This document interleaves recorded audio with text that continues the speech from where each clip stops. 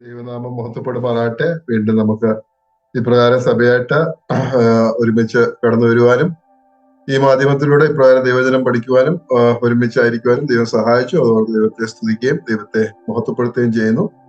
നാം ബൈബിൾ സർവേയോടുള്ള ബന്ധത്തിലാണ് നാം ചിന്തിച്ചുകൊണ്ടിരിക്കുന്നത്. ആ നിലയില് ഹഗ്ഗായിയുടെ പ്രവചനം വരെയാണ് നാം ചിന്തിച്ചത്. ഹഗ്ഗായിയുടെ പ്രവചനം ഇനിയും അടുത്തതായിട്ട് പഴയ നിയമത്തിലെ 38-ാമത്തെ പുസ്തകമായിട്ടുള്ള സക്കരിയാവിന്റെ പുസ്തകത്തിലേക്ക് നമുക്ക് ഇന്ന് കടന്നു വരാം. സക്കരിയ പ്രവചനത്തിൽ നിന്നും നമുക്ക് ഇന്ന് ഒരുമിച്ച് ചിന്തിക്കാം. നാം കഴിഞ്ഞ ആഴ്ച ചിന്തിച്ചതുപോലെ പ്രവാസത്തിന് ശേഷമുള്ള 3 പ്രവാചകന്മാരാണ് ഹഗ്ഗായി, സക്കരിയാവ്, മലാക്കി. ഈ 3 പ്രവാചകന്മാരാണ് പ്രവാസ കാലത്തിന് ശേഷമുള്ള പ്രവാചകന്മാരായിട്ട് നാം മനസ്സിലാക്കുന്നത്. ആ നിലയിൽ അതില് ഹഗ്ഗായും സക്കരിയാവിന്റെ കാലഘട്ടം ഒന്ന് തന്നെയാണ്. അവർ ഒരുമിച്ചാണ് അവര് ശുശ്രൂഷ ചെയ്തത് എന്ന് കഴിഞ്ഞ ആഴ്ച നമുക്ക് മനസ്സിലാക്കുവാനായിട്ട് ഇടയായിട്ട് തീർന്നു. ആ നിലയില് ഹഗ്ഗായി, സക്കരിയാവ് ഇവർ രണ്ടുപേരും ദേവാലയ പണിയുടെ സമയത്ത്, അതായത് ഇസ്രായേലിന്റെ മടങ്ങി വരവ്, ബാബിലോണിൽ നിന്ന് യഹൂദ മടങ്ങി വന്നു. അതിന്റെ ആദ്യത്തെ മടങ്ങി വരവ് സെരൂബാബേലിന്റെ നേതൃത്വത്തില് അവര് മടങ്ങി വന്ന് അവര് യെരുശലേമില് അവര് മടങ്ങി വന്നു. എന്നാൽ മടങ്ങി വന്ന് അവര് ആലയത്തിന്റെ അടിസ്ഥാനം ഇട്ടു, അവര് യാഗപീഠം പണിതു. ആ നിലയിൽ പണി അവർ ആരംഭിച്ചുവെങ്കിലും പിന്നീട് ആ പണി അവർ ഉപേക്ഷിച്ച് അവര് സ്വന്തം കാര്യങ്ങളിലേക്ക് അവര് തിരിയുന്ന കാഴ്ച നാമ കഴിഞ്ഞ ആഴ്ച കണ്ടു. അപ്പോൾ അവരെ ആ ദേവാലയ പണിക്കായിട്ട് ഉത്സാഹിപ്പിക്കുകയും പ്രോത്സാഹിപ്പിക്കുകയും ചെയ്യാനാണ് ദൈവം ഈ 2 പ്രവാചകന്മാരെയും എഴുന്നേൽപ്പിച്ചത്. അവര് ആ ശുശ്രൂഷ ചെയ്തു. ഹഗ്ഗായും സക്കരിയാവും അവര് ആ ശുശ്രൂഷ വളരെ ഭംഗിയായിട്ട് നിർവഹിച്ചു. ആ ജനത്തെ പ്രോത്സാഹിപ്പിച്ചു, അവരെ ദേവാലയ പണിക്കായിട്ട് ഉത്സാഹിപ്പിച്ചു. അങ്ങനെ അവര് ആ ദേവാലയ പണി അവര് വിജയകരമായിട്ട് പൂർത്തിയാക്കിയതായിട്ട് നമുക്ക് മനസ്സിലാക്കാനായിട്ട് സാധിക്കും. അപ്പോൾ സക്കരിയ പ്രവചനത്തിലേക്ക് നമ്മൾ വരുമ്പോൾ എല്ലാ പ്രവചന പുസ്തകങ്ങളെ പോലെ തന്നെ സക്കരിയ പ്രവചനവും ഇതിന്റെ എഴുത്തുകാരനായിട്ടുള്ള സക്കരിയ പ്രവാചകന്റെ പേരിലാണ് അറിയപ്പെടുന്നത്. സക്കരിയാവ് എന്നുള്ള പേരിലാണ്, അതായത് ഇതിന്റെ എഴുത്തുകാരനായിട്ടുള്ള സക്കരിയ പ്രവാചകന്റെ പേരിലാണ് ഈ പുസ്തകം അറിയപ്പെടുന്നത്. സക്കരിയാവ് എന്നുള്ള വാക്കിന്റെ അർത്ഥം യഹോവയെ സ്മരിക്കുന്നവനെന്നോ അല്ലെങ്കിൽ യഹോവ ഓർക്കുന്നുവെന്നോ, ഈ 2 നിലയിലും നമുക്ക് മനസ്സിലാക്കാവുന്നതാണ്. സക്കരിയാവ് എന്നുള്ള വാക്കിന്റെ അർത്ഥം യഹോവയെ സ്മരിക്കുന്നവൻ അല്ലെങ്കിൽ യഹോവ ഓർക്കുന്നു. ഈ 2 നിലയിൽ നമുക്ക് ഈ സക്കരിയാവിന്റെ അർത്ഥം നമുക്ക് മനസ്സിലാക്കാനായിട്ട് സാധിക്കും. 1-ാം അധ്യായം, സക്കരിയ പ്രവചനം 1-ാം അധ്യായം 1-ാം വാക്യം തുടങ്ങുന്നത് ഇങ്ങനെയാണ്: ദാര്യാവേശിന്റെ 2-ാം ആണ്ട് 8-ാം മാസത്തിൽ ഇദ്ദോ പ്രവാചകന്റെ മകനായ ബെരക്യാവിന്റെ മകനായ സക്കരിയാവിന് യഹോവയുടെ അരുളപ്പാട് ഉണ്ടായത് എന്തെന്നാൽ. ഇപ്പോൾ ഇദ്ദോവിന്റെ മകനായ ബെരക്യാവിന്റെ മകനായിട്ടുള്ള സക്കരിയാവ് എന്നാണ് ഇവിടെ നമ്മൾ സക്കരിയാവ് തന്നെ പരിചയപ്പെടുത്തുന്നത്. ഈ എസ്രയുടെ പുസ്തകത്തിലേക്ക് നാം പോവുകയാണെങ്കിൽ, എസ്രയുടെ പുസ്തകത്തില് അതിന്റെ 5-ാം അധ്യായം 1-ാം വാക്യത്തില് നാം കാണുന്നുണ്ട്. 5-ാം അധ്യായം 1-ാം വാക്യം: എന്നാൽ ഹഗ്ഗായി പ്രവാചകനും ഇദ്ദോവിന്റെ മകൻ സക്കരിയാവും എന്ന പ്രവാചകന്മാർ യഹൂദയിലും യെരുശലേമിലുള്ള യഹൂദന്മാരോട് തങ്ങളുടെ മേൽ വിളിക്കപ്പെട്ട ഇസ്രായേലിന്റെ ദൈവത്തിന്റെ നാമത്തിൽ പ്രവചിച്ചു. അപ്പോൾ ഹഗ്ഗായി പ്രവാചകനും ഇദ്ദോവിന്റെ മകൻ സക്കരിയാവും. അപ്പോൾ അവർ രണ്ടുപേരും ആ കാലഘട്ടത്തിൽ, അതായത് യഹൂദര് യെരുശലേമിലേക്ക് മടങ്ങി വന്ന് ദേവാലയ പണിയുടെ ആ സമയത്ത് ഹഗ്ഗായും സക്കരിയാവും പ്രവചിച്ചതായിട്ട് നാം അവിടെ കാണുന്നുണ്ട്. അതുപോലെ എസ്രയുടെ പുസ്തകം 6-ാം അധ്യായം അതിന്റെ 14-ാം വാക്യത്തിലും നാം അത് കാണുന്നുണ്ട്. എസ്ര 6:14 നാം വായിക്കുന്നത്: യഹൂദന്മാരുടെ മൂപ്പന്മാർ പണിതു, ഹഗ്ഗായി പ്രവാചകനും ഇദ്ദോവിന്റെ മകനായ സക്കരിയാവും പ്രവചിച്ചതിനാൽ അവർക്ക് സാധിച്ചും വന്നു. അപ്പോൾ ഹഗ്ഗായും സക്കരിയാവും ദേവാലയ പണിക്കായിട്ട് ജനത്തെ അവരെ ഉത്സാഹിപ്പിക്കുന്ന ആ ഒരു ശുശ്രൂഷയാണ് അവർ ചെയ്തത്. അതുകൊണ്ട് അവരുടെ ശുശ്രൂഷ ഉണ്ടായിരുന്നത് കൊണ്ട്, ആ ശുശ്രൂഷയും കൂടെ ഉണ്ടായിരുന്നത് കൊണ്ട് ആ നില ദേവാലയ പണി വളരെ അനുഗ്രഹപ്രദമായിട്ട് അവർക്ക് പൂർത്തീകരിക്കുവാനായിട്ട് ഇടയായിട്ട് തീർന്നു. അതുപോലെ ഹഗ്ഗായി പ്രവാചകൻ തന്റെ ശുശ്രൂഷ ആരംഭിച്ച് 2 മാസം കഴിഞ്ഞിട്ടാണ് സക്കരിയാവ് ശുശ്രൂഷ ആരംഭിക്കുന്നത്. ആദ്യം ഹഗ്ഗായി പ്രവചന ശുശ്രൂഷ ആരംഭിച്ചു. 2 മാസത്തിന് ശേഷം 2 മാസത്തിന് ശേഷമാണ് സക്കരിയാവ് തന്റെ പ്രവചന ശുശ്രൂഷ ആരംഭിക്കുന്നത്. പിന്നെ 2-ന്റെയും ആദ്യത്തെ വാക്യം, 2 പ്രവചനത്തിന്റെ ആദ്യത്തെ വാക്യം വായിക്കുമ്പോൾ നമുക്ക് ആ കാര്യം മനസ്സിലാക്കാനായിട്ട് സാധിക്കും. ഹഗ്ഗായി 1:1 നാം കഴിഞ്ഞ ആഴ്ച നാം വായിച്ചതാണ്. ദാര്യാവേശ് രാജാവിന്റെ 2-ാം ആണ്ട് 6-ാം മാസം 1-ാം തീയതി യഹോവയുടെ അരുളപ്പാട് ഹഗ്ഗായി പ്രവാചകൻ മുഖാന്തരം വന്നു. അപ്പോൾ ഹഗ്ഗായി പ്രവാചകൻ ശുശ്രൂഷ ആരംഭിച്ചത് ദാര്യാവേശ് രാജാവിന്റെ 2-ാം ആണ്ട് 6-ാം ആണ്ട് 1-ാം തീയതിയാണ്. എന്നാൽ സെക്കരിയാവ് ശുശ്രൂഷ ആരംഭിക്കുന്നത് സെക്കരിയാവ് 1:1 നാം വായിക്കുന്നത് ദാര്യാവേശിന്റെ 2-ാം ആണ്ട് 8-ാം മാസത്തിൽ ഇദ്ദോ പ്രവാചകന്റെ മകനായ ബെരക്യാവിന്റെ മകനായ സെക്കരിയാവിന് യഹോവയുടെ അരുളപ്പാട് ഉണ്ടായി. അപ്പോൾ ഹഗ്ഗായി ദാര്യാവേശിന്റെ 2-ാം ആണ്ട് 6-ാം മാസത്തിലാണ് ശുശ്രൂഷ ആരംഭിച്ചതെങ്കിൽ സെക്കരിയാവ് ദാര്യാവേശ് രാജാവിന്റെ 2-ാം ആണ്ട് 8-ാം മാസമാണ് ശുശ്രൂഷ ആരംഭിച്ചത്. അപ്പോൾ ഹഗ്ഗായി പ്രവാചകൻ ശുശ്രൂഷ ആരംഭിച്ചിട്ട് 2 മാസത്തിന് ശേഷമാണ് സെക്കരിയ പ്രവാചകൻ തന്റെ ശുശ്രൂഷ ആരംഭിക്കുന്നത്. അതുപോലെ ഹഗ്ഗായിയേക്കാള് പ്രായം കുറഞ്ഞ പ്രവാചകനായിരുന്നു സെക്കരിയാവ് എന്ന് നമുക്ക് മനസ്സിലാക്കാനായിട്ട് സാധിക്കും. ഹഗ്ഗായി പ്രവാചകനെ കുറിച്ച് കഴിഞ്ഞ ആഴ്ച നാം ചിന്തിച്ചപ്പോൾ നാം ചിന്തിക്കുകയുണ്ടായി, ഹഗ്ഗായി പ്രവചന ശുശ്രൂഷ ചെയ്തപ്പോൾ തനിക്ക് 70-നും 80-നും ഇടയിൽ കുറഞ്ഞ പക്ഷം പ്രായമുള്ള ആളായിരുന്നു ഹഗ്ഗായി പ്രവാചകൻ. 70-നും 80-നും മധ്യേ തനിക്ക് പ്രായമുണ്ടായിരുന്നു നമുക്ക് മനസ്സിലാക്കാനായിട്ട് സാധിക്കും. ഹഗ്ഗായി 2:3 നാം കഴിഞ്ഞ ആഴ്ച വായിച്ചതാണ്. നിങ്ങൾ ഈ ആലയത്തെ അതിന്റെ ആദ്യ മഹത്വത്തോടെ കണ്ടവരായി ആർ ശേഷിച്ചിരിക്കുന്നു. ഇപ്പോൾ കണ്ടിട്ട് നിങ്ങൾക്ക് എന്ത് തോന്നുന്നു? ഏതുമില്ലാത്തതുപോലെ തോന്നുന്നില്ല. അപ്പോൾ അതിന് നമുക്ക് മനസ്സിലാക്കാൻ സാധിക്കുന്നു, ഈ ഹഗ്ഗായി പ്രവാചകരും ഈ ദേവാലയത്തിന്റെ മുൻപുള്ള ദേവാലയത്തിന്റെ ആ മഹത്വം കണ്ടിട്ടുള്ള അല്ലെങ്കിൽ ആ സമയത്തുണ്ടായിരുന്ന ആളാണ് എന്ന് നമുക്ക് മനസ്സിലാക്കാനായിട്ട് സാധിക്കും. അതിനുശേഷം 70 വർഷം ബാബേൽ പ്രവാസം, അതിനുശേഷം മടങ്ങി വന്ന ആളാണ് ഈ ഹഗ്ഗായി എന്ന് നമുക്ക് മനസ്സിലാക്കാനായിട്ട് സാധിക്കും. എന്നാൽ സെക്കരിയാവിലേക്ക് നാം വരികയാണെങ്കിൽ സെക്കരിയാവ് 2-ാം അധ്യായം 4-ാം വാക്യത്തില് സെക്കരിയാവിനെ ഒരു ബാല്യക്കാരനായിട്ട് നമുക്ക് കാണാൻ സാധിക്കും. നീ വേഗം ചെന്ന് ഈ ബാല്യക്കാരനോട് സംസാരിച്ചു. അപ്പോൾ സെക്കരിയാവ് ഒരു ബാല്യക്കാരനായിരുന്നു ആ സമയത്ത്. അപ്പോൾ ഹഗ്ഗായും സെക്കരിയാവ് ഒരുമിച്ചാണ് പ്രവചന ശുശ്രൂഷ ചെയ്തത്, ഒരേ സമയത്താണ് ചെയ്തത്. ഹഗ്ഗായി 2 മാസം മുമ്പ് തന്നെ ശുശ്രൂഷ ആരംഭിച്ചു, സെക്കരിയാവ് 2 മാസത്തിന് ശേഷം തന്നെ ശുശ്രൂഷ ആരംഭിച്ചു. എന്നാൽ ഹഗ്ഗായി വളരെ പ്രായം ചെന്ന വ്യക്തിയായിരുന്നു, എന്നാൽ സെക്കരിയാവ് ബാല്യക്കാരനായിരുന്നു എന്ന് നമുക്ക് മനസ്സിലാക്കാനായിട്ട് സാധിക്കും. അപ്പോൾ ഇവരെ രണ്ടുപേരുടെയും, ഹഗ്ഗായിയുടെയും സെക്കരിയാവിന്റെയും ശുശ്രൂഷ മുഖാന്തരം, അവരുടെ ഒത്തൊരുമിച്ചുള്ള ശുശ്രൂഷ, പ്രവചന ശുശ്രൂഷ ജനത്തെ ഉത്സാഹിപ്പിച്ചതും മുഖാന്തരം BC 516 ദേവാലയം പണി പൂർത്തീകരിച്ചതായിട്ട് നമുക്ക് മനസ്സിലാക്കാനായിട്ട് സാധിക്കും. അപ്പോൾ അവരുടെ ഉദ്യമത്തില് ഈ 2 പ്രവാചകന്മാരും അവര് വിജയിച്ചതായിട്ട് നമുക്ക് മനസ്സിലാക്കാം. പിന്നീട് കർത്താവ് സെക്കരിയ പ്രവാചകനെ പരാമർശിക്കുന്നുണ്ട്. ഈ സെക്കരിയ പ്രവാചകനെ കുറിച്ച് മത്തായിയുടെ സുവിശേഷം 23-ാം അധ്യായം 35-ാം വാക്യം നമുക്ക് വായിക്കാം. മത്തായി 23:35 അവിടെ നാം വായിക്കുന്നത്, നീതിമാനായ ഹാബേലിന്റെ രക്തം മുതൽ നിങ്ങൾ മന്ദിരത്തിനും യാഗപീഠത്തിനും നടുവിൽ വെച്ച് കൊന്നവനായി ബെരക്യാവിന്റെ മകനായ സെക്കരിയാവിന്റെ രക്തം വരെ ഭൂമിയിൽ ചൊരിഞ്ഞ നീതിയുള്ള രക്തമെല്ലാം നിങ്ങളുടെ മേൽ വരേണ്ടതാകും. അപ്പോൾ അവിടെ കർത്താവ് സെക്കരിയ പ്രവാചകന്റെ മരണം പ്രകാരമായിരുന്നു എന്ന് അവിടെ പറയാം. ദേവാലയത്തിൽ വെച്ച് ജനം സെക്കരിയാവിനെ കൊന്നുകളഞ്ഞു എന്ന് നമുക്ക് മനസ്സിലാക്കാനായിട്ട് സാധിക്കും. അപ്പോൾ ഈ സെക്കരിയാവ് എന്ന് പറയുന്നത് ബെരക്യാവിന്റെ മകനായ സെക്കരിയാവ്, അതായത് ഈ സെക്കരിയ പ്രവചനത്തിന്റെ എഴുത്തുകാരനായിട്ടുള്ള സെക്കരിയാവാണ്. ഇദ്ദോ പ്രവാചകന്റെ മകനായ ബെരക്യാവിന്റെ മകനായിട്ടുള്ള സെക്കരിയാവാണ്. അപ്പോൾ ആ സെക്കരിയാവിനെ കുറിച്ച് തന്നെയാണ് കർത്താവ് അവിടെ പറഞ്ഞിരിക്കുന്നത്. എന്നാൽ വേറൊരു സെക്കരിയാവിനെയും ജനം ദേവാലയത്തിൽ വെച്ച് തന്നെ കൊന്നതായിട്ട് നമുക്ക് ദിനവൃത്താന്തങ്ങൾ പുസ്തകങ്ങൾ നമുക്ക് കാണാനായിട്ട് സാധിക്കും. അവിടെ നമുക്ക് നോക്കാം. 2 ദിനവൃത്താന്തം 24-ാം അധ്യായം, 2 ദിനവൃത്താന്തങ്ങൾ 2-ാം പുസ്തകം 24-ാം അധ്യായം 20-ഉം 21-ഉം വാക്യം. 2 ദിനവൃത്താന്തങ്ങൾ 24-ന്റെ 20-ഉം 21-ഉം വാക്യം. എന്നാണ് ദൈവത്തിന്റെ ആത്മാവ് യഹോയാദാ പുരോഹിതന്റെ മകനായ സെക്കരിയാവിന്റെ മേൽ വന്നു. അവൻ ജനത്തിനെതിരെ നിന്ന് അവരോട് പറഞ്ഞത്, ദൈവം ഇപ്രകാരം അരുളി ചെയ്യുന്നു, നിങ്ങൾക്ക് ശുഭം വരുവാൻ കഴിയാതെ വണ്ണം നിങ്ങൾ യഹോവയുടെ കൽപ്പനകളെ ലംഘിക്കുന്ന എന്ത്? നിങ്ങൾ യഹോവയെ ഉപേക്ഷിച്ചതുകൊണ്ട് അവൻ നിങ്ങളെയും ഉപേക്ഷിച്ചിരിക്കുന്നു. എന്നാൽ അവർ അവന്റെ നേരെ കൂട്ടുകെട്ടുണ്ടാക്കി രാജാവിന്റെ കൽപ്പന പ്രകാരം യഹോവയുടെ ആലയത്തിന്റെ പ്രാകാരത്തിൽ വെച്ച് അവനെ കല്ലെറിഞ്ഞു.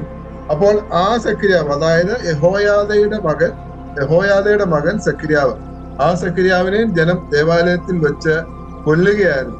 അപ്പോൾ ഈ രണ്ട് സക്രിയാവിനെയും രണ്ടും വേറെ വേറെ വ്യക്തികളാണ്, രണ്ടുപേരും ഒരാളല്ല, വേറെ വേറെ വ്യക്തികളാണ്. എന്നാല് ഈ രണ്ട് സക്രിയാമാരെയും ദേവാലയത്തിൽ വെച്ച് കൊന്നുകളഞ്ഞു. എന്നാല് കർത്താവ് പറഞ്ഞത് ബെരക്യാവിന്റെ മകനായിട്ടുള്ള സക്രിയാവ്, അതായത് ഈ പ്രവചനം എഴുതിയ ഈ സക്രിയാവിനെ കുറിച്ചാണ്, സക്രിയ പ്രവാചകനെ കുറിച്ചാണ് നമുക്ക് മനസ്സിലാക്കാനായിട്ട് സാധിക്കും. അപ്പോൾ പിന്നീട് ഇതിന്റെ സമയം, ഇത് എഴുതിയ സമയത്തോളം ബന്ധത്തിൽ നാം ചിന്തിക്കുകയാണെങ്കിൽ, ഇതിന്റെ കാലം നാം ചിന്തിക്കുകയാണെങ്കിൽ, ഒന്നാം അധ്യായം 1-ാം വാക്യത്തിൽ വളരെ വ്യക്തമായിട്ട് തന്നെ ശുശ്രൂഷ ആരംഭിച്ച സമയം അവിടെ പറഞ്ഞിട്ടുണ്ട്. നാം വായിച്ചതാണ്. ദാര്യാവേശിന്റെ 2-ാം ആണ്ട് 8-ാം മാസത്തിൽ ഇദ്ദോ പ്രവാചകന്റെ മകനായ ബെരക്യാവിന്റെ മകനായ സെക്കരിയാവിന് യഹോവയുടെ അരുളപ്പാട് ഉണ്ടായത് എന്നാൽ ദാര്യാവേശ് രാജാവിന്റെ വാഴ്ചയുടെ 2-ാം ആണ്ടിൽ താന് പ്രവചന ശുശ്രൂഷ ആരംഭിച്ചതായിട്ട് നമുക്ക് മനസ്സിലാക്കാം. അതായത് BC 520. BC 520 സക്രിയാവ് തന്റെ പ്രവചന ശുശ്രൂഷ ആരംഭിച്ചത്. പിന്നീട് 7-ാം അധ്യായം അതിന്റെ 1-ാം വാക്യത്തിലേക്ക് വരികയാണെങ്കിൽ, സക്രിയ പ്രവചനം 7-ാം അധ്യായം 1-ാം വാക്യത്തിലേക്ക് വരികയാണെങ്കിൽ അവിടെ നമ്മൾ വായിക്കുന്നത്, ദാര്യാവേശ് രാജാവിന്റെ 4-ാം ആണ്ടിൽ കിസ്ലേവ് എന്ന 9-ാം മാസം 4-ാം തീയതി സക്രിയാവിന് യഹോവയുടെ അരുളപ്പാട് ഉണ്ടായി. അപ്പോൾ അവിടെ നാം വായിക്കുന്നത് ദാര്യാവേശ് രാജാവിന്റെ 4-ാം ആണ്ട്. അപ്പോൾ ദാര്യാവേശ് രാജാവിന്റെ 2-ാം ആണ്ട് തന്റെ ശുശ്രൂഷ ആരംഭിച്ചു. പിന്നീട് ദാര്യാവേശ് രാജാവിന്റെ 4-ാം ആണ്ട് വരെ ശുശ്രൂഷകാലം തുടർന്നു. അത് മാത്രമല്ല, ഒരുപക്ഷെ രാജാവിന്റെ വാഴ്ചയുടെ 6-ാം ആണ്ട് വരെ, അതായത് ദേവാലയത്തിന്റെ പണി തീരുന്നത് വരെ തന്റെ ശുശ്രൂഷ തുടർന്നതായിട്ട് നമുക്ക് മനസ്സിലാക്കാനായിട്ട് സാധിക്കും. അതാണ് നാം എസ്രായുടെ പുസ്തകത്തിൽ നാം വായിച്ചത്. എസ്രായുടെ പുസ്തകം 6-ാം അധ്യായം 14-15 വാക്യത്തിൽ നാം അതാണ് വായിച്ചത്. അവിടെ നാം വായിക്കുന്നത്, ഹഗ്ഗായി പ്രവാചകനും ഇദ്ദോവിന്റെ മകനായ സക്രിയാവും പ്രവചിച്ചതിനാൽ അവർക്ക് സാധിച്ചും വന്നു. അപ്പോൾ ആ ദേവാലയ പണി തീരുന്നത് വരെ സക്രിയാവ് പ്രവചന ശുശ്രൂഷ ചെയ്തു എന്ന് നമുക്ക് മനസ്സിലാക്കാനായിട്ട് സാധിക്കും. അതായത് അത് ദാര്യാവേശ് രാജാവിന്റെ വാഴ്ചയുടെ 6-ാം ആണ്ടാണ്. അതായത് ദേവാലയ പണി തീരുന്നത് വരെ, അതായത് BC 516. അപ്പോൾ BC 520 ദാര്യാവേശിന്റെ വാഴ്ചയുടെ 2-ാം ആണ്ടിൽ തന്റെ പ്രവചന ശുശ്രൂഷ ആരംഭിക്കുകയും BC 516 ദാര്യാവേശ് രാജാവിന്റെ വാഴ്ചയുടെ 6-ാം ആണ്ട്, അതായത് ദേവാലയ പണി പൂർത്തീകരിക്കുന്നത് വരെ താന് ശുശ്രൂഷിച്ചതായിട്ട് നമുക്ക് മനസ്സിലാക്കാനായിട്ട് സാധിക്കും. അതുകൊണ്ട് സക്കരിയ പ്രവാചകന്റെ ശുശ്രൂഷ കാലഘട്ടം എന്ന് പറയുന്നത് BC 520 മുതൽ BC 516 വരെയുള്ള വർഷങ്ങളാണ്. BC 520 മുതൽ BC 516 വരെയുള്ള വർഷങ്ങളാണ് സക്രിയാവിന്റെ ശുശ്രൂഷ കാലഘട്ടം എന്ന് നമുക്ക് മനസ്സിലാക്കാനായിട്ട് സാധിക്കും. ഇനി ഈ പുസ്തകത്തിന്റെ, ഈ പ്രവചനത്തിന്റെ ഉദ്ദേശത്തോടുള്ള ബന്ധത്തിൽ, പർപ്പസ് അല്ലെങ്കിൽ ഉദ്ദേശത്തോടുള്ള ബന്ധത്തിൽ നാം ചിന്തിക്കുകയാണെങ്കിൽ, നാം ആദ്യം ചിന്തിച്ചതുപോലെ പ്രവാസത്തിൽ നിന്ന് തിരിച്ചു വന്ന ജനത്തെ, യഹൂദ ജനത്തെ ഹഗ്ഗായി പ്രവാചകനോട് ചേർന്ന് ദേവാലയ പണിക്കായിട്ട് പ്രോത്സാഹിപ്പിക്കുകയും അവരെ പ്രവർത്തന നിരതരാക്കുകയും ചെയ്യുക എന്നുള്ളതാണ് പ്രധാന ഉദ്ദേശം. പ്രവാസത്തിൽ നിന്ന് തിരിച്ചു വന്ന ജനത്തെ ഹഗ്ഗായി പ്രവാചകനോട് ചേർന്ന് ദേവാലയ പണിക്കായി പ്രോത്സാഹിപ്പിക്കുകയും ഉത്സാഹിപ്പിക്കുകയും അവരെ പ്രവർത്തന നിരതരാക്കുകയും ചെയ്യുക എന്നുള്ളതായിരുന്നു ആണ് ഈ പ്രവചനത്തിന്റെ പ്രധാന ഉദ്ദേശം.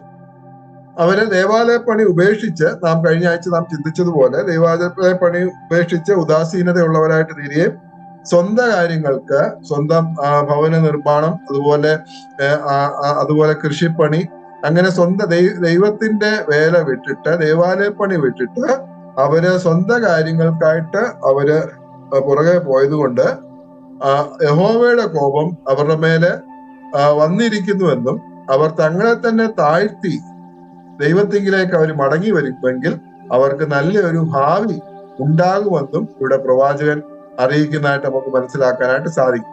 അത് മാത്രമല്ല, യെരുശലേമിന് ഭാവി മഹത്വം വരുന്നു. അത്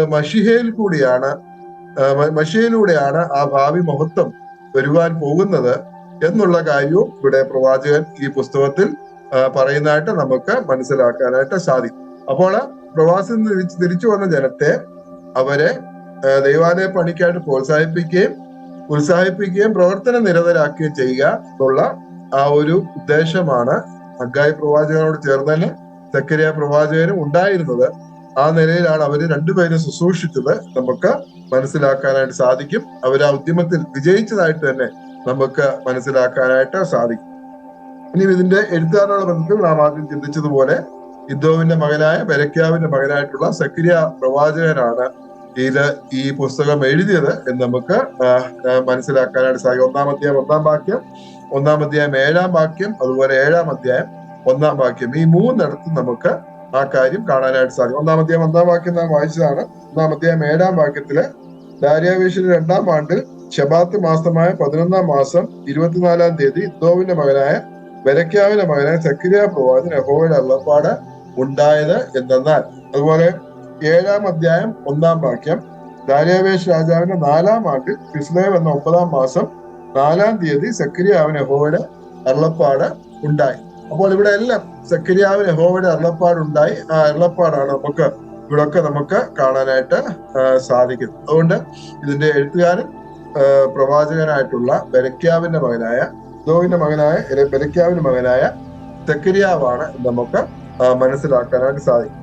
ഇനി ഇതിന്റെ ഘടന അല്ലെങ്കിൽ സ്ട്രക്ചറിലേക്ക് ഈ പുസ്തകത്തിന്റെ സ്ട്രക്ചർ, അതായത് ഘടനയിലേക്ക് നാം വരികയാണെങ്കിൽ നാം 14 അധ്യായങ്ങൾ അതുപോലെ 211 വാക്യങ്ങൾ നാം കാണുന്നുണ്ട്. 14 അധ്യായങ്ങളും 211 വാക്യങ്ങളും.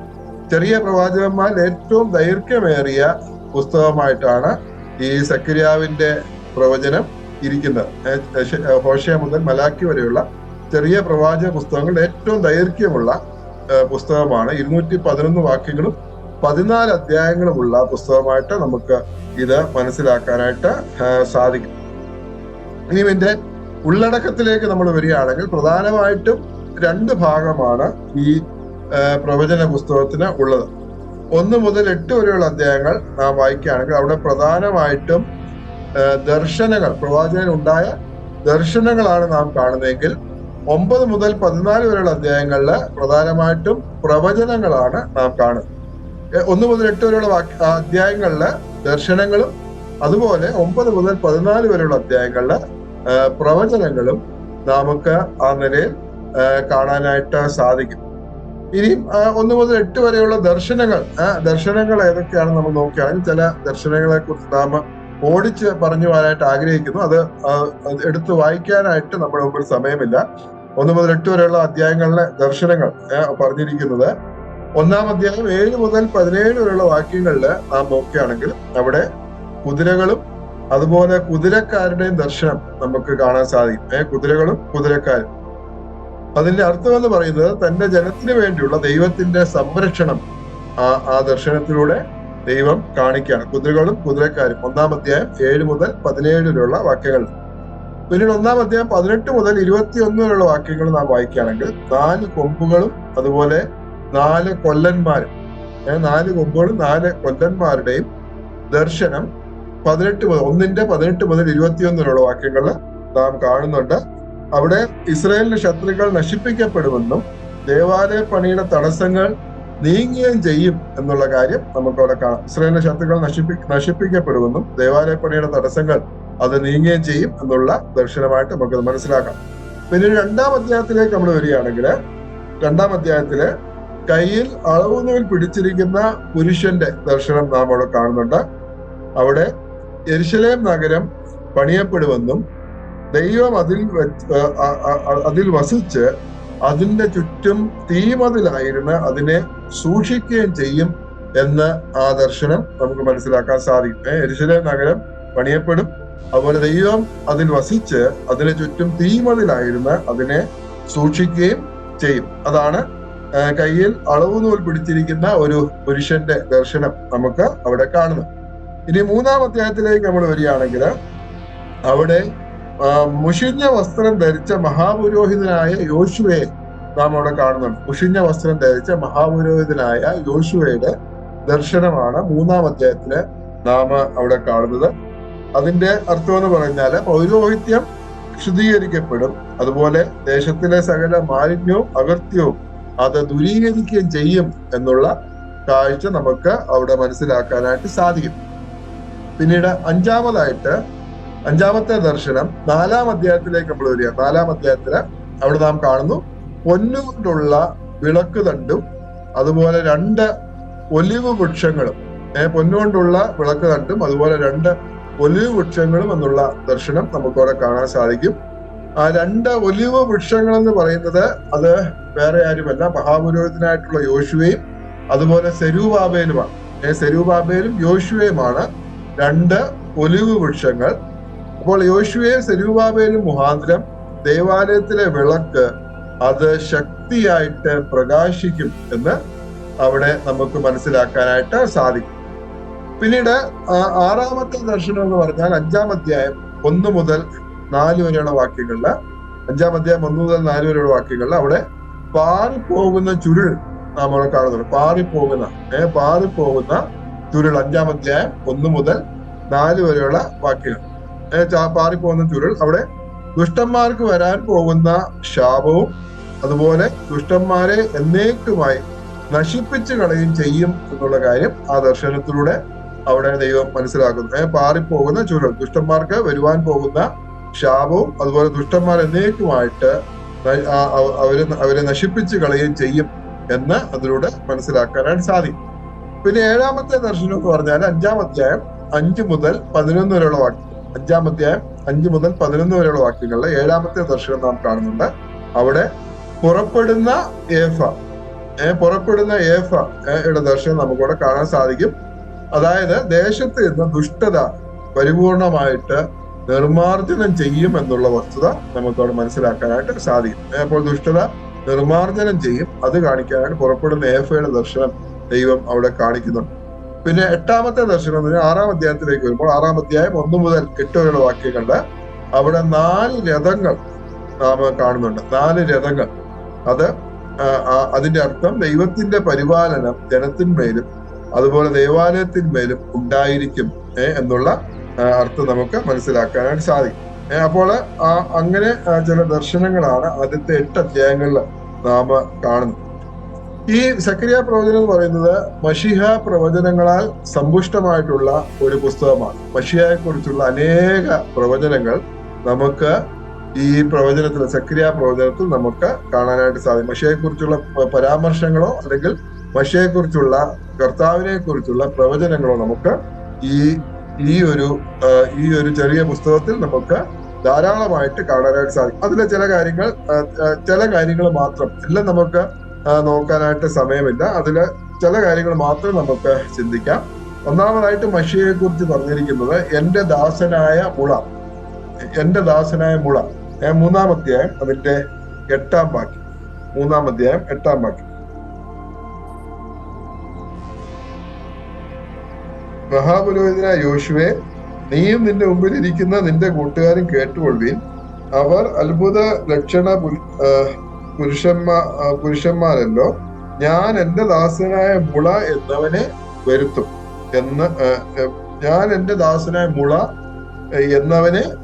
എന്റെ ദാസനായ മുള. ഇത് കർത്താവിനെ കുറിച്ചുള്ള പരാമർശമാണ്. അതുപോലെ 6-ാം അധ്യായം 12-ാം വാക്യത്തിൽ നമുക്ക് അത് കാണാനായിട്ട് സാധിക്കും. സൈന്യങ്ങളുടെ യഹോവ ഇപ്രകാരം അരുളി ചെയ്യുന്നു, മുള എന്ന പേരുള്ള ഒരു പുരുഷനുണ്ടല്ലോ, അവൻ തന്റെ നിലയിൽ നിന്ന് മുളച്ചു വന്ന് യഹോവയുടെ മന്ദിരം പണിയും.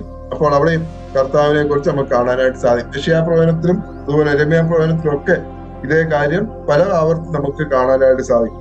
യെശയ്യാ പ്രവചനം 4-ാം അധ്യായം 2-ാം വാക്യം നമുക്ക് വായിക്കാം. യെശയ്യാ പ്രവചനം 4-ാം അധ്യായം 2-ാം വാക്യം.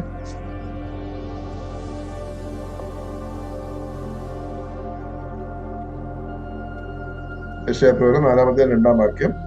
അന്നാളിൽ യഹോവയുടെ മുള ഭംഗിയും മഹത്വമുള്ളതും ഭൂമിയിലെ ഫലം ഇസ്രായേലിലെ രക്ഷിത ഗണത്തിന്റെ മഹിമയും അഴകും ഉള്ളതും ആയിരിക്കും.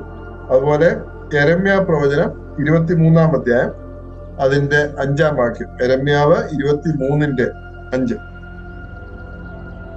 ഞാൻ ദാവീദിന് നീതിയുള്ള ഒരു മുളയായ അവനെ ഉദ്ഭവിപ്പിക്കുന്ന കാലം വരും. അവൻ രാജാവായി വാണ് ബുദ്ധിയോടെ പ്രവർത്തിച്ച് ദേശത്ത് നീതിയും ന്യായവും നടത്തും. അപ്പോൾ ഇവിടെ മുള എന്ന് പറഞ്ഞിരിക്കുന്നത് നമ്മുടെ കർത്താവായ യേശുക്രിസ്തുവിനെയാണ്. അപ്പോൾ എന്റെ ദാസനായ മുള എന്ന് കർത്താവിനെ കുറിച്ച് നമുക്ക് മശിഹയെ കുറിച്ച് സക്രിയാവിന്റെ പുസ്തകത്തിൽ നാം കാണുന്നുണ്ട്.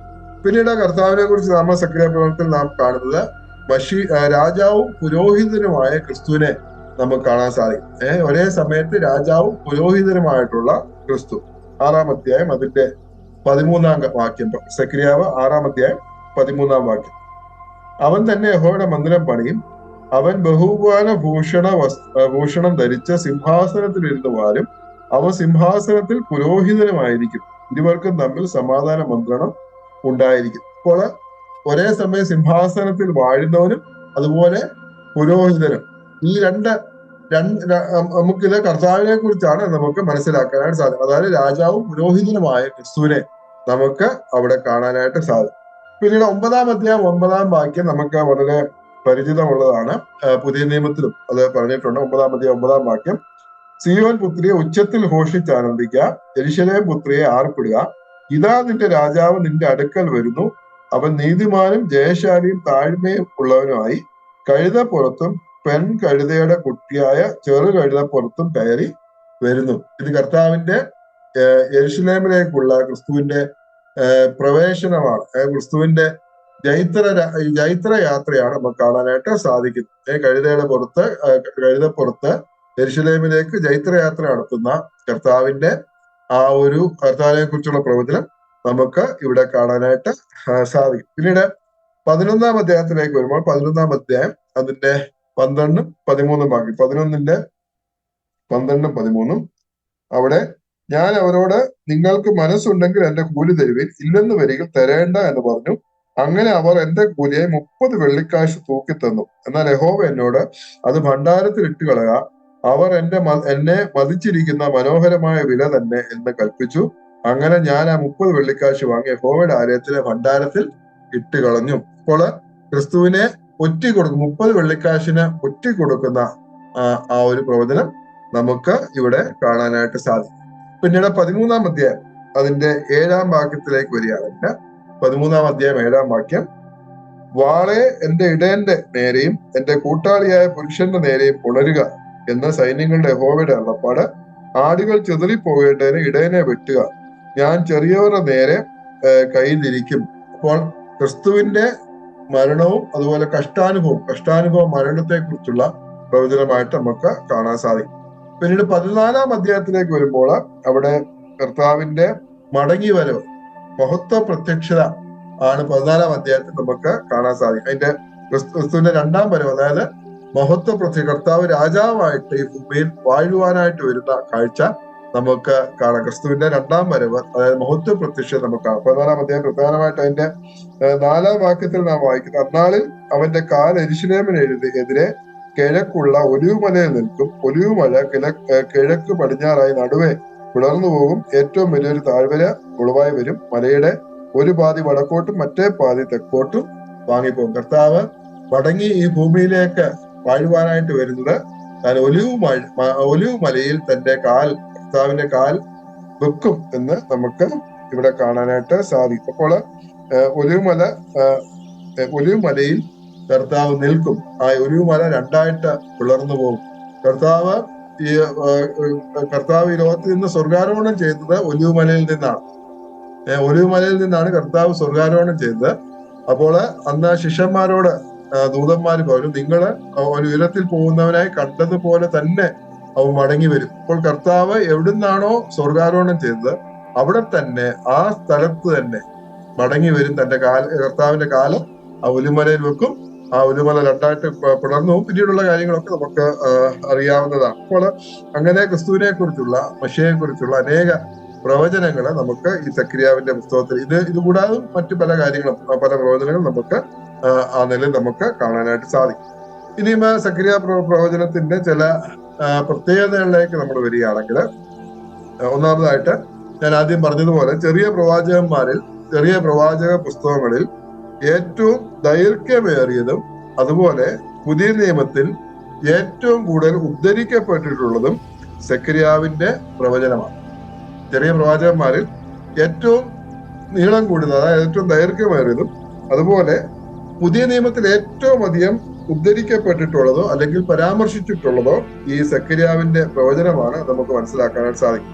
ഈ പുസ്തകത്തിൽ നിന്ന് 40 ഉദ്ധരണികൾ, കുറഞ്ഞ പക്ഷം 40 ഉദ്ധരണികളോ സൂചനകളോ ഉണ്ട്. ഈ പുസ്തകത്തിന്റെ ഈ സെക്കരിയ പ്രവചനത്തിന്റെ 40 ഉദ്ധരണികളോ സൂചനകളോ നമുക്ക് പുതിയ നിയമത്തിൽ കാണാനായിട്ട് സാധിക്കും. ആ നിലയിൽ ഏറ്റവും കൂടുതൽ ഉദ്ധരിക്കപ്പെട്ടിട്ടുള്ള ഒരു പുസ്തകമായിട്ട് ചെറിയ പ്രവാചകന്മാർ ഏറ്റവും അധികം ഉദ്ധരിക്കപ്പെട്ടിട്ടുള്ളതും ഏറ്റവും ദൈർഘ്യമുള്ള പുസ്തകമായിട്ട് നമുക്ക് ഈ സെക്കരിയ പ്രവചനം മനസ്സിലാക്കാനായിട്ട് സാധിക്കും. രണ്ടാമത്തെ പ്രത്യേകത എന്ന് പറഞ്ഞാൽ യഹോവ ഇപ്രകാരം അരുളി ചെയ്യുന്നു എന്ന് 28 പ്രാവശ്യം ഈ പുസ്തകത്തിൽ പറഞ്ഞിട്ടുണ്ട്. 14 അധ്യായങ്ങളുള്ള ഈ പുസ്തകത്തില് 28 പ്രാവശ്യം യഹോവ ഇപ്രകാരം അരുളി ചെയ്യുന്നു എന്ന് നാം കാണുന്നുണ്ട്. അതായത് ഈ പ്രവചനത്തിന്റെ ആധികാരികത അത് എത്രമാത്രം ഉണ്ട് എന്ന് നമുക്ക് മനസ്സിലാക്കാം. അപ്പോൾ യഹോവ ഇപ്രകാരം അരുളി ചെയ്തു എന്ന് പറഞ്ഞുകൊണ്ടാണ് പ്രവാചകൻ പ്രവചിക്കുന്നത്, എഴുതിയിരിക്കുന്നത് എന്ന് നമുക്ക് മനസ്സിലാക്കാം. 28 പ്രാവശ്യം ആ ഒരു പ്രയോഗം നമുക്ക് ഇതിൽ കാണാനായിട്ട് സാധിക്കും. മൂന്നാമതായിട്ട് നാം കാണുന്നത് ക്രിസ്തുവിനെ കുറിച്ച് ഇത്രയധികം പ്രവചനങ്ങൾ അടങ്ങിയ ഒരു പുസ്തകം പഴയ നിയമത്തിലില്ല. പഴയ നിയമ പുസ്തകങ്ങളില് ക്രിസ്തുവിനെ കുറിച്ച് ഏറ്റവും അധികം പ്രവചനങ്ങൾ, ക്രിസ്തുവിനെ കുറിച്ചുള്ള ഏറ്റവും അധികം പരാമർശങ്ങളും പ്രവചനങ്ങളും അടങ്ങിയ ഗ്രന്ഥമായിട്ടാണ് സെക്കരിയ പ്രവചനം. ഈ ചെറിയ പുസ്തകം, ചെറിയ പ്രവാചകന്മാരിൽ ഈ സെക്കരിയാവിന്റെ പ്രവചനം ഇരിക്കുന്നത് എന്ന് നമുക്ക് മനസ്സിലാക്കാനായിട്ട് സാധിക്കും. ക്രിസ്തുവിനെ കുറിച്ചുള്ള അനേക പരാമർശങ്ങൾ, അനേക പ്രവചനങ്ങൾ നമുക്ക് ഈ പുസ്തകത്തിൽ കാണാനായിട്ട് സാധിക്കും. ഇനി ഇതിന്റെ പ്രധാന വാക്യങ്ങളിലേക്ക് നമ്മൾ വരികയാണെങ്കിൽ പല വാക്യങ്ങളുണ്ട്. പല വാക്യങ്ങൾ വളരെ പ്രധാനമുള്ളതാണ്. എന്നാൽ അതിൽ 2 വാക്യം നാം നോക്കുകയാണെങ്കിൽ 8-ാം അധ്യായം 3-ാം വാക്യവും 9-ാം അധ്യായം 9-ാം വാക്യം. 8-ാം അധ്യായം 3-ാം വാക്യത്തിൽ യഹോവ ഇപ്രകാരം അരുളി ചെയ്യുന്നു, ഞാൻ സിയോനിലേക്ക് മടങ്ങി വന്ന് യെരൂശലേമിന്റെ മധ്യേ വസിക്കും. യെരൂശലേമിന് സത്യനഗരമെന്നും സൈന്യങ്ങളുടെ യഹോവയുടെ പർവ്വതത്തിന് വിശുദ്ധ പർവ്വതം എന്നും പേർ പറയും. അതുപോലെ 9-ാം അധ്യായം അതിന്റെ 9-ാം വാക്യം, 9-ാം അധ്യായം 9-ാം വാക്യം, സിയോൻ പുത്രിയെ ഉച്ചത്തിൽ ഘോഷിച്ചാനന്ദിക്കുക, യെരൂശലേം പുത്രിയെ ആർപ്പിടുക, ഇതാ നിന്റെ രാജാവ് നിന്റെ അടുക്കൽ വരുന്നു, അവൻ നീതിമാനും ജയശാലിയും താഴ്മയുള്ളവനുമായി കഴുതപ്പുറത്തും പെൺകഴുതയുടെ കുട്ടിയായ ചെറു കഴുതപ്പുറത്തും കയറി വരുന്നു. നാം നേരത്തെ വായിച്ച വാക്യമാണ്. പിന്നീട് ഈ പ്രധാന അധ്യായം എന്ന് പറഞ്ഞാല് അവസാന അധ്യായമായിട്ടുള്ള 14-ാം അധ്യായം, ക്രിസ്തുവിന്റെ കർത്താവിന്റെ മഹത്വ പ്രത്യക്ഷത രാജാവായിട്ട് ഈ ഭൂമിയിൽ വരുന്ന കാഴ്ച നമുക്ക് 14-ാം അധ്യായത്തിൽ നമുക്ക് പ്രധാനമായിട്ടും കാണാനായിട്ട് സാധിക്കും. സെക്കരിയ പ്രവചനത്തിൽ ക്രിസ്തുവിന്റെ അനേക പ്രവചനങ്ങളും പരാമർശങ്ങളും നാം കാണുന്നു. എന്നാൽ ക്രിസ്തുവിന്റെ ആകത്തുക, കർത്താവിന്റെ ആകത്തുക സെക്കരിയ പ്രവചനത്തിൽ നാം കാണുന്നത് 9-ാം അധ്യായം 9-ാം വാക്യത്തിലാണ്. നാം ഇപ്പം വായിച്ച വാക്യം 9-ാം അധ്യായം 9-ാം വാക്യത്തില് സിയോൻ പുത്രിയെ ഉച്ചത്തിൽ ഘോഷിച്ചാരംഭിക്കുക, യെരൂശലേം പുത്രി ആർപ്പിടുക, ഇതാ നിന്റെ രാജാവ് നിന്റെ അടുക്കൽ വരുന്നു. അപ്പോൾ സെക്കരിയാവിലെ ക്രിസ്തു ഇതാ നിന്റെ രാജാവ് എന്ന് ക്രിസ്തുവിനെ കുറിച്ച് നമുക്ക് കാണാം. ഇതാ നിന്റെ രാജാവ്. മത്തായിയുടെ സുവിശേഷം 2-ാം അധ്യായം 2-ാം വാക്യത്തില് അവിടെ നാം വായിക്കുന്നുണ്ട്. മത്തായി 2:2 യഹൂദന്മാരുടെ രാജാവായിട്ട് പിറന്നവൻ എവിടെ? അപ്പോൾ വിദ്വാൻമാര് ചോദിക്കുന്നത്, ഹെരോദ രാജാവിന്റെ അടുക്കൽ വന്ന് ചോദിക്കും, യഹൂദന്മാരുടെ രാജാവായിട്ട് പിറന്നവൻ എവിടെ? അപ്പോൾ അതിന്റെ ഉത്തരമാണ് സെക്കരിയാവിന്റെ പ്രവചനത്തില് ഇതാ നിന്റെ രാജാവ്, ബിഹോൾഡ് യുവർ കിങ്, ഇതാ നിന്റെ രാജാവ്. അപ്പോൾ സെക്കരിയ പ്രവചനത്തിൽ ക്രിസ്തു ഇതാ നിന്റെ രാജാവ്. അതുപോലെ ക്രിസ്തുവിനെ കുറിച്ചുള്ള ഞാൻ ഓർപ്പിച്ച പോലെ അനേക പരാമർശങ്ങളും പ്രവചനങ്ങളും അടങ്ങിയ ഒരു പുസ്തകമായിട്ടാണ് സെക്കരിയ പ്രവചനം ഇരിക്കുന്നത് നമുക്ക് മനസ്സിലാക്കാനായിട്ട് സാധിക്കും. അപ്പോൾ പ്രധാനമായിട്ടും സെക്കരിയ പ്രവചനത്തിൽ നിന്ന് ഇത്രയും കാര്യങ്ങളാണ് നമുക്ക് ചിന്തിക്കാനായിട്ടുള്ളത്.